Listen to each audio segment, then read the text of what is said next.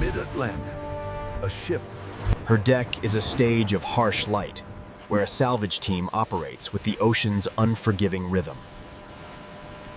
Their target lies 2 miles below, where a fortune and a tragedy have rested for over 50 years.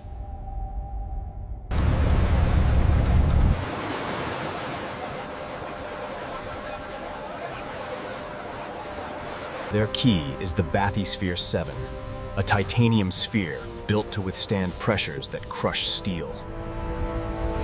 Every seal, every system is checked and rechecked. In the deep, there is no margin for error.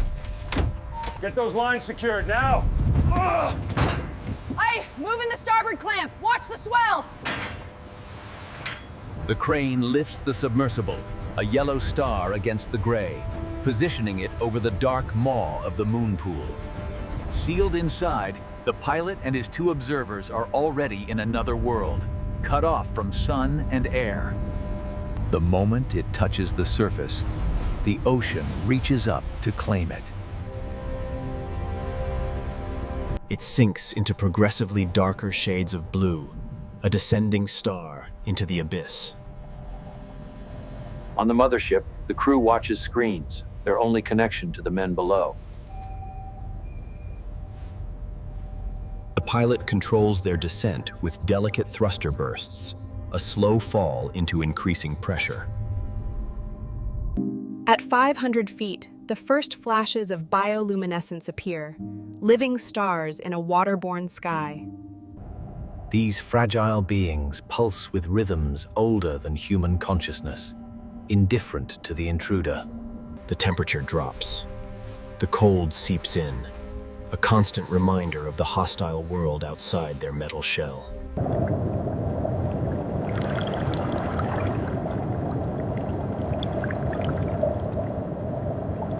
The bottom finally appears on sonar, an abyssal plain of gray mud, a desert under 2 miles of water. They settle onto the bottom in a cloud of primordial dust. When the silt settles, they behold a landscape unchanged for millennia. They are the first to see it. The search begins. They crawl across the grid, their electronic eyes painting a picture of nothing but mud and rock. Hours turn to days. They scan the sonar returns, searching for a geometry that doesn't belong to nature. On the 3rd day, the sonar finally paints it. Straight lines and right angles in a world of curves.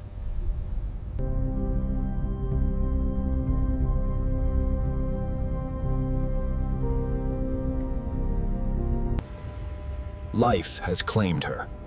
Corals, worms, and crustaceans have built a city upon her bones.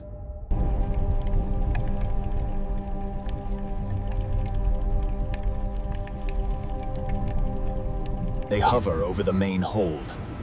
According to the manifest, this is where the fortune waits, buried in darkness. The decision is made. They will go inside. The risk is great, but the prize lies within.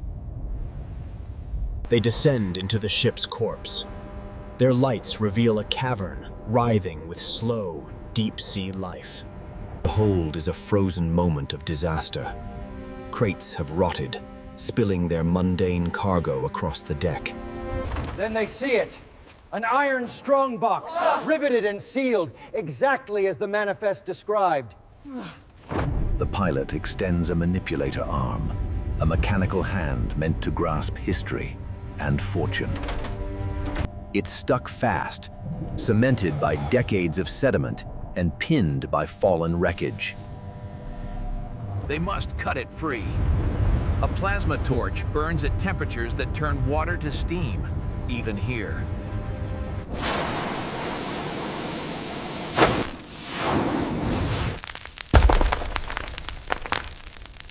With both arms engaged, they pull. The strongbox breaks its 50-year seal and rises from the muck. The return begins. They carry their prize, a dead weight that alters their careful buoyancy. The pilot's focus is absolute. A too rapid ascent could be catastrophic. They must rise with agonizing slowness, The living stars return, a farewell escort from the deep darkness back toward the faint, distant blue.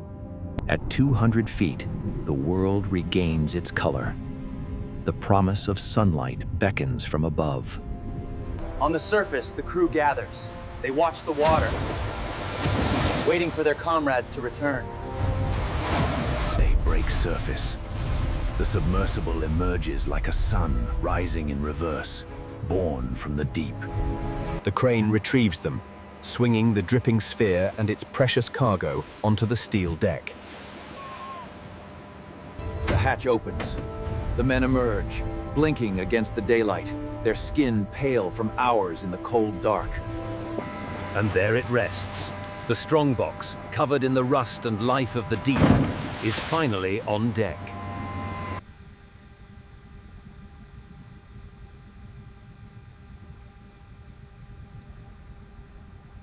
The cleaning begins. Layers of ocean history are washed away, revealing the man-made artifact beneath. The lock is fused shut, a single mass of rust. It will not be picked, it must be broken. They apply force. The metal screams in protest, resisting the end of its long guardianship. Then, a crack, sharp and final. The seal of 53 years is broken. The lid rises. Inside are compartments, lined with lead, holding smaller wooden boxes. The coordinator lifts the first inner box. His movements are careful, as if handling a sacred relic. He peels back the cloth, and there they are, uncut industrial diamonds, rough and unassuming in the light.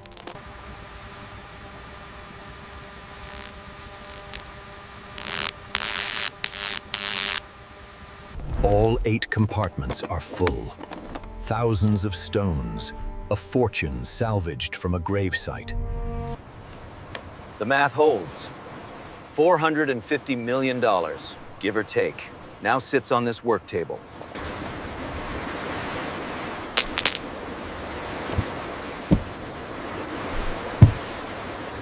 Their circle of light is tiny against the immense, dark ocean that gave up this secret.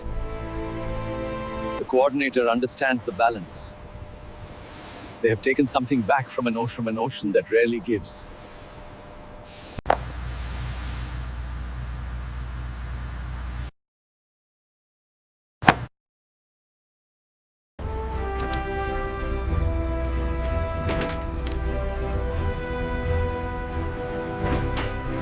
The crew moves with the deep weariness that follows extraordinary effort.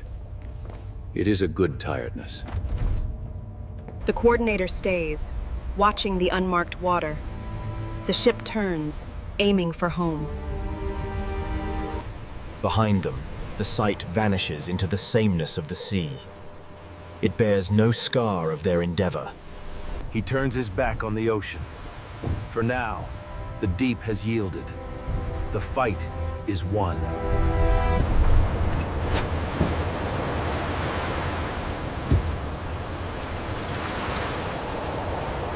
In the moment between dark and light, he allows himself a smile. The impossible was merely difficult.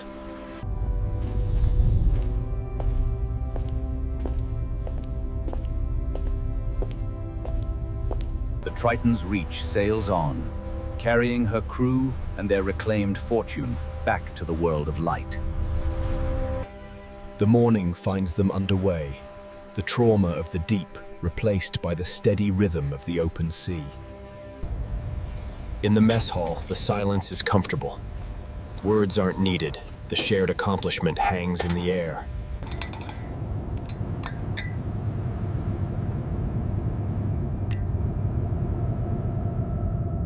Others review the footage, not just of the wreck, but of the deep itself, a world few will ever see. The coordinator studies a single stone. Its journey is over. Its new life in the world above is about to begin.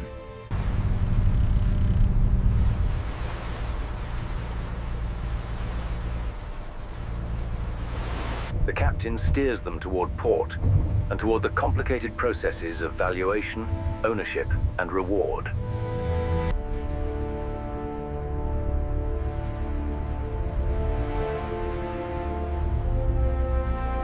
Days pass. The routine of the sea returns. But the atmosphere aboard is permanently changed. They wash away the final physical traces of the abyss, scouring the deck clean of its gray, primordial mud. Some memories are committed to paper, a personal record of wonders witnessed in the crushing dark. In the secure hold, the treasure waits. It is no longer a myth or a sonar target. It is inventory.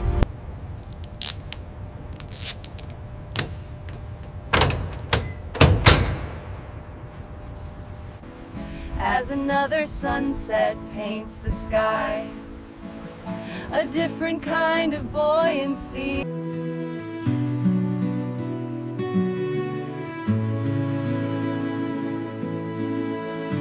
The coordinator joins them. The mission leader becomes just another crewman, sharing in the quiet victory. The stars turn above them, the same stars that shone on the Diamond Winds' fatal voyage a century ago. For some, sleep comes hard. The mind keeps descending, reliving the sensations of the deep. The memories are vivid. The malevolent pressure, the living stars, the grip of the manipulator arms. He breathes.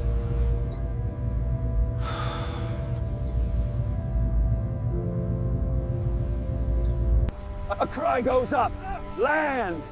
The first sight of the world they left behind. The world waiting for their cargo.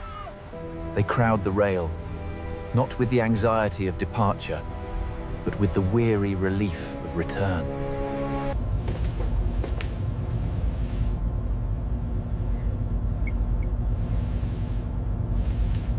The final approach. Tugboats will guide the rusty salvage ship to a berth where suited Hispanic women will be waiting. They re-enter a world of scale and noise, a stark contrast to the silent, immense scale of the deep. The crew prepares to dock. The unique camaraderie of the mission will soon disperse. The bathysphere rests, its job done. It bears the minute scars of the abyss, a testament to where it has been.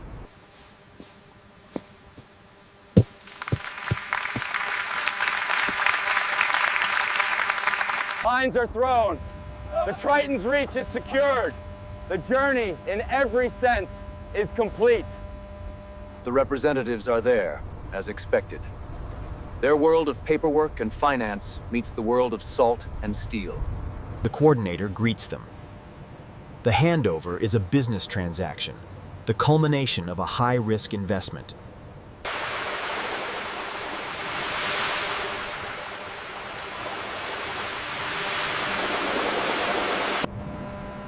The containers are transferred. 45 stories of history and pressure are wheeled onto a modern truck. The doors close with a final sound. The diamonds disappear from view, beginning their next journey. Signatures are applied. The legal and financial threads, spun since the wreck's discovery, are now tied. The coordinator watches the truck leave. A weight is lifted, but also transferred. The fortune has a new custodian. He returns to the ship, to his crew.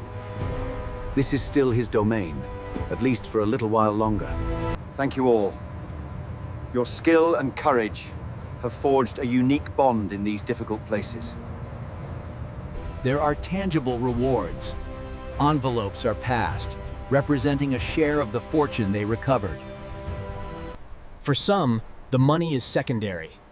The real value is in the knowledge of what they dared and what they achieved. The coordinator packs. The adventure is over. He is left with memories, professional satisfaction, and a single stone. The stone is his personal salvage right, a tiny piece of the fortune, a permanent token of the depths.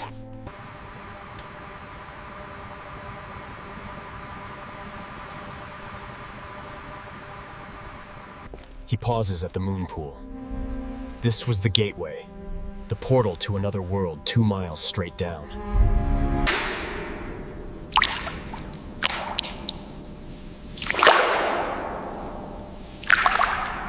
He walks ashore. He doesn't look back. The ship is just a tool. The memory of the mission is what he carries. The Triton's Reach waits. Her role in this story is over. Soon, she will be prepared for the next client, the next dream.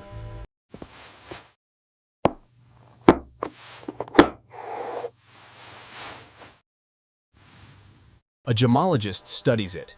He sees not just a rough stone, but its potential. The history is irrelevant to his art. His verdict: high quality, industrial grade, but with a clarity that suggests other, more aesthetic possibilities. The coordinator makes a decision. He will not sell it rough. He will have it cut, revealing the light within. The stone is cut, ground, and polished. Its cloudy, gray exterior is carved away, facet by perfect facet.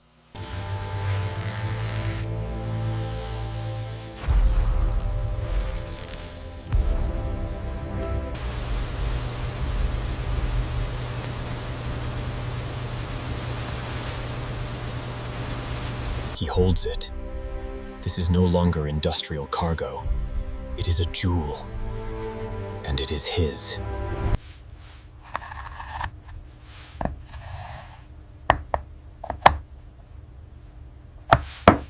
He walks through the city, its canyons so different from the oceanic ones.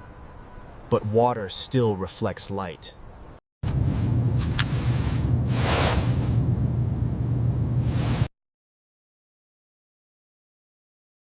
The weight of fortune is not just in its value, but in its story. And he knows the full measure of this one. He carries his small piece of the deep within his pocket, and the memory of the abyss within his mind.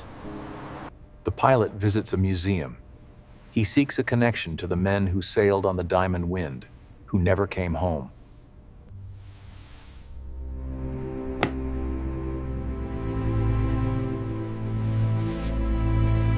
He sees their wonder. The mission's legacy isn't just treasure. It's a spark of curiosity for the unseen world. The other observer seeks the simplicity of the surface. He draws the sunset, a boundary he no longer feels compelled to cross.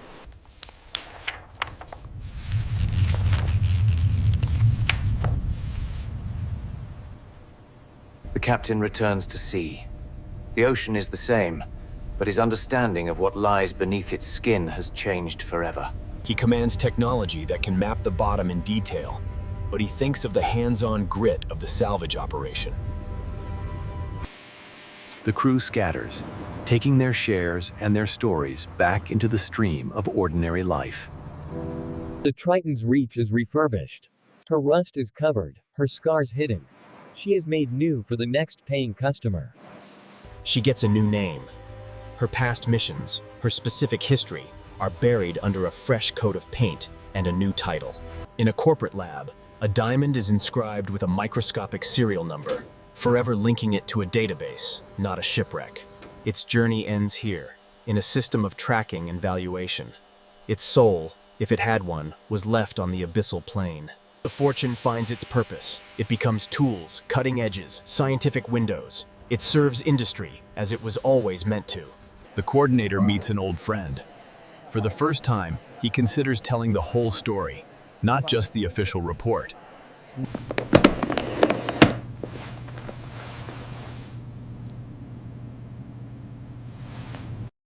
He starts from the beginning. The rusted ship, the slate gray sky, the descent into the dark. His words paint the pictures, the crushing pressure, the alien life, the ghost ship, the moment of recovery.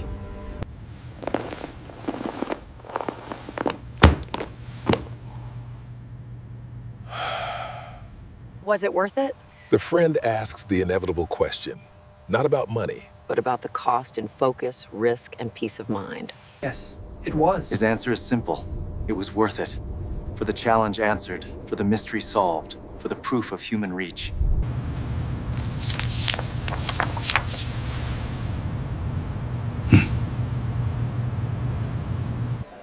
The moment passes. Life resumes its mundane rhythm, now colored by an extraordinary secret. He walks through an ordinary evening, carrying within him the knowledge of the extraordinary that lies just beyond our sight. All water, he now knows, is a gateway. A pond reflects the sky. The ocean hides universes.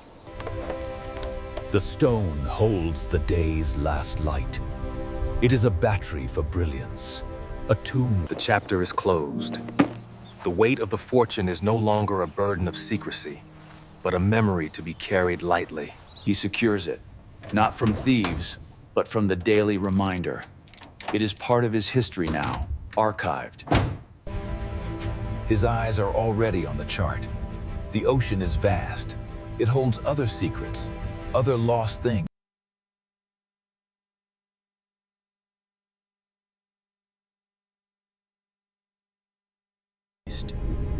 She continues her slow transformation, from ship to reef to geological layer.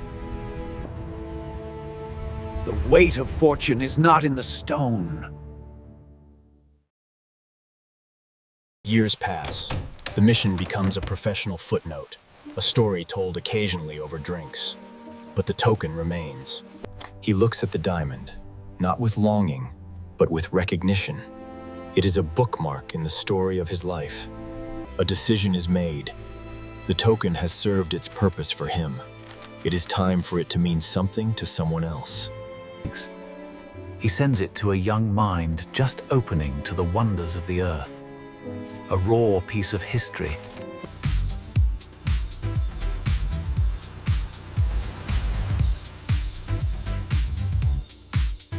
The recipient is confused, then intrigued. The note is cryptic, speaking of depth, pressure, and a long journey. He holds it. To him, it is a magnificent specimen first, a story second. Their curiosity is scientific, pure. They seek to understand its formation, not its recovery. The pilot finds peace in meticulous recreation. He builds the ships of his life, capturing their form and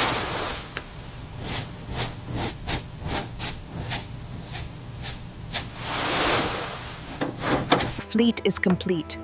The hunter and the hunted, side by side on a shelf, their conflict forever stilled. The bioluminescence footage lives on, educating and inspiring a global audience. The deep's beauty is his lasting contribution.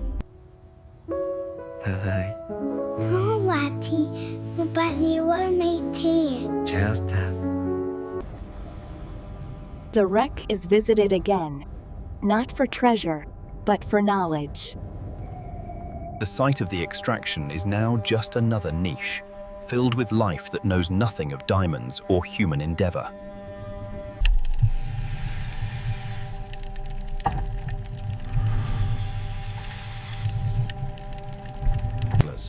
It is a signal to any who find this place millennia hence. Humans were here. They came. They saw. His expertise is sought for the next frontier. Deeper, darker, more challenging recoveries. The ocean has not surrendered all its secrets. Respect the pressure. It's not just physical. This specimen underwent natural geological pressure and a different kind of historical pressure. It connects two worlds.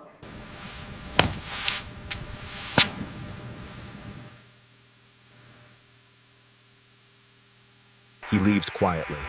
The stone's journey continues, now as a tool for understanding, its value transcending currency. From a distance, it is just a blue planet. The struggles, the triumphs, the recovered fortunes are invisible. The surface is a mask. Beneath it lies darkness, pressure, loss. And yet, in a small room, a piece of that depth captures electric light and throws it back as beauty. The student sleeps, dreaming perhaps of deep earth or deep sea, her curiosity now linked to both.